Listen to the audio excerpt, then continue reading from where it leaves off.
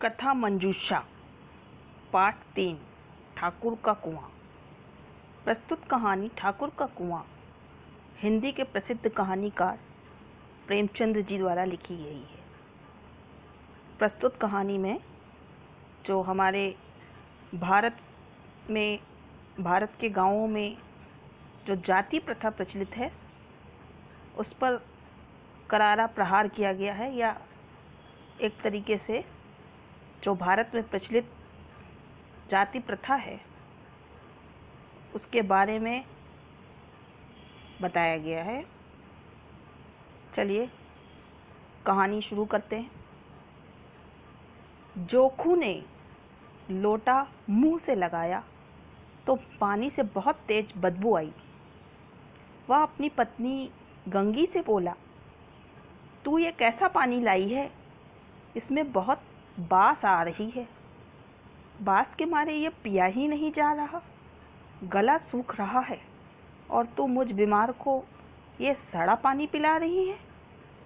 गंगी प्रतिदिन शाम को पानी भर लिया करती थी। कुआं उसके घर से बहुत दूर था, बार बार वहां जाना मुश्किल था।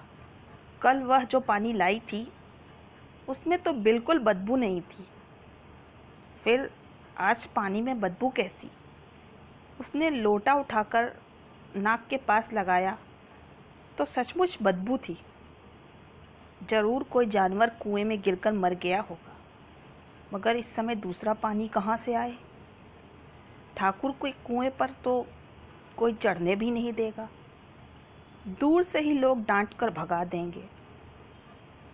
साहू का कुआं गांव के दूसरे किनारे पर है, परंतु वहाँ भी कौन पानी भरने देगा, और कोई कुआं गांव में ऐसा है भी नहीं जहाँ उसे कोई पानी भरने दे। जोखू कई दिन से बीमार चल रहा था। उसका शरीर बहुत कमज़ोर हो गया था।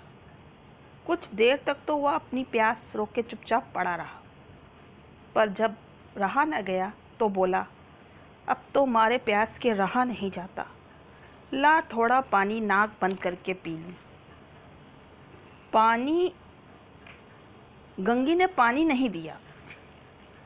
खराब पानी से बीमारी बढ़ जाती है, यह बात वह जानती थी, पर यह नहीं जानती थी कि पानी को उबाल देने से वह साफ और पीने लायक हो जाता है। वह बोली, ये पानी कैसे पियोगे? न जाने कैसा जानवर मरा पड़ा है। कुएं से मैं दूसरा पानी लाए देती हूँ। जोखू ने हैरानी से उसकी ओर देखा और बोला, दूसरा पानी कहाँ से लाएगी? ठाकुर और साहू के 2 कुएं तो हैं ही, पर क्या वे एक भी लोटा पानी भरने देंगे? रहने दे, अपने हाथ पांव तुड़वा आएगी और कुछ ना होगा, बैठ जा आराम से। ब्राह्मण देवता आशीर्वाद देंगे, ठाकुर लाठी मारेंगे, साहू जी 1 के 5 लेंगे।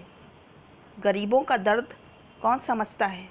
हम तो मर भी जाते हैं तो कोई द्वार पर झांकने भी नहीं आता, कंधा देना तो दूर की बात है। भला ऐसे लोग कुएं से पानी भरने देंगे? जोखू के इन शब्दों में कड़वा सत्य था। गंगी क्या जवाब देती, किंतु उसने वह बदबूदार पानी पीने को ना दिया। रात के 9 बज रहे थे। थके मांदे मजदूर तो कभी के सो चुके थे। अभी भी ठाकुर के दरवाजे पर बेफिक्रे जमा थे। बेफिक्रे मतलब जिनको किसी चीज़ की कोई चिंता नहीं होती, वो सब ठाकुर के दरवाजे पर जमा थे। मैदानी बहादुरी का तो अब न जमाना रहा है और न मौका। कानूनी बहादुरी की बातें हो रही थी। कितनी होशियारी से ठाकुर ने थानेदार को एक खास मुकदमे में रिश्वत दे दी और साफ निकल गए। कितनी अक्लमंदी से एक मार्के के मुकदमे की नकल ले आए। नाजिर और मुहतमिम सभी कहते थे। नाजिर मतलब क्लर्क या लिपिक, जो टाइप करता है कचहरी में, जो लिखता है, मुकदमे लिखता, और मुहतमिम प्रबंधक यानी मैनेजर को कहते हैं, जो कि ये सारे कागज अपने पास रखता है। ये उर्दू शब्द हैं। नाजिर और मुहतमिम सभी कहते थे, नकल नहीं मिल सकती, कोई 50 मांगता, कोई 100। यहाँ बेपैसे कौड़ी नकल उड़ा दी, काम करने का ढंग चाहिए। इसी समय गंगी कुएं से पानी लेने पहुंची। कुप्पी की धुंधली रोशनी कुएं पर आ रही थी। गंगी जगत की आड़ में बैठी मौके का इंतजार करने लगी। इस कुएं का पानी सारा गांव पीता है, किसी के लिए रोक नहीं। सिर्फ गंगी के परिवार जैसे बदनसीब लोग नहीं भर सकते। गंगी का मन विद्रोह कर उठा। उसे झूठे रिवाजों और अपनी मजबूरी पर क्रोध आने लगा। वो सोचने लगी, भगवान ने हमें नीच जाति में क्यों पैदा किया? हमें भी ऊंची जाति में पैदा कर देता। ये लोग गले में तागा डालकर ऊंचे बन गए। जितनी भी ये ऊंची जाति वाले हैं, सारे ही एक से एक फरेबी हैं। फरेबी मतलब धोखेबाज। धोखेबाज फरेबी हैं। चोरी ये करें, जाल फरेब ये करें, झूठे मुकदमे ये करें। अभी उस दिन इस ठाकुर ने उस बेचारे गड़रिये की भेड़ चुरा ली थी, बाद में उसे मारकर खा गया। इन पंडित जी के घर में तो 12 महीने जुआ होता है। ये साहू जी घी में तेल मिलाकर बेचते हैं, काम करा लेते हैं, मजदूरी देते, नानी मरती है। किस बात में है हमसे ऊंचे? हाँ, मुंह से हमसे ऊंचे हैं। हम गली गली चिल्लाते नहीं कि हम ऊंचे हैं, हम ऊंचे हैं। कुएं पर जब किसी के आने की आहट हुई, गंगी की छाती धक धक करने लगी। कहीं किसी ने देख लिया तो गजब हो जाएगा, उस पर लात घूंसों की बरसात हो जाएगी। वह रस्सी और घड़ा उठाकर झुककर एक वृक्ष के अंधेरे साए में जाकर छिप गई। वह सोचने लगी, न जाने कब इन्हें हम जैसे लोगों पर दया आएगी। बिना किसी गलती के बेचारे महंगू को इतना मारा कि महीनों से लहू थूक रहा है। कसूर क्या था बेचारे का? भला केवल बेगार करने से ही तो मना किया था। इस पर भी ये स्वयं को ऊंचा कहते हैं। तभी गंगी ने देखा कि 2 स्त्रियां कुएं पर पानी भरने आई हैं। वे धीरे धीरे बात करते हुए पानी भर रही थी। थोड़ी देर बाद दोनों पानी भरकर चली गईं।